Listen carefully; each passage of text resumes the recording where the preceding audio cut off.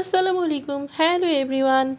আজকে মনে হয় সবচেয়ে বেশি শীত পড়েছে, কোনো সূর্যের দেখা নেই আর কুয়াশায় ভরা। তাই ঠিক করলাম আজকে আমার গাছের লাউ পাতা, কুমড়া পাতা, পেঁয়াজ পাতা দিয়ে একটা শুটকির রেসিপি করব। আজকে ভর্তা থাকবে, ভর্তা আইটেম দিয়ে আজকে সব রান্নাবান্না করব। ভর্তা আইটেম দিয়েই আজকে খাবার হবে মূলত, কারণ অনেক মাংস খেয়েছি।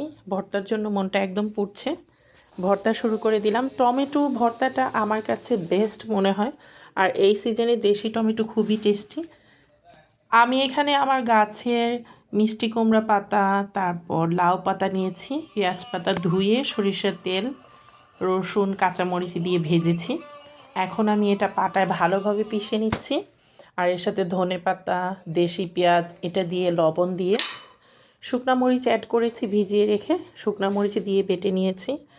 আর ছিল আলু ভর্তা, নতুন আলুর ভর্তা, নতুন টমেটোর ভর্তা, আর ছিল দারুণ টেস্টি আজকে ভর্তার রেসিপিগুলো, এবং খেতেও মাশাল্লাহ মজা হয়েছে। মাঝে মাঝে কিন্তু ভর্তার গ্রেভি ওঠে, মনে হয় ভর্তা ছাড়া কিছুই ভালো লাগবে না। এই ভর্তা হলে কিছু লাগে না আমার। আর মাংস খেতে খেতে বোরিং হয়ে গিয়েছি 2-3 দিন ধরে।